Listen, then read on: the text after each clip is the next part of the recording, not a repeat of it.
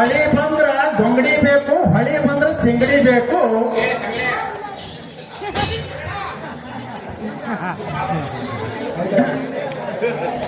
ದೇವರಿಗೆ ಒಳ್ಳೆ ಕಾಯಿ ಬೇಕು, ಮನೆ ಮುಂದ ನಾಯಿ ಬೇಕು, ಮನ್ಯಾಗ ಬುದ್ಧಿ ಹೇಳಕ ತಾಯಿ ಬೇಕು. ಈ ಬಯಲಾಟಕ್ಕೆ ನನ್ನಂತ ಸಾರಥಿ ಬೇಕು. ಬುದ್ಧುಳ್ಳ ಸಾರಥಿ ಸಾರಥಿ ನನಗನ್ನವರು ಉಂಡ ತಾವುದಾರು ತಮ್ಮ ನವಾಕಿದವರು.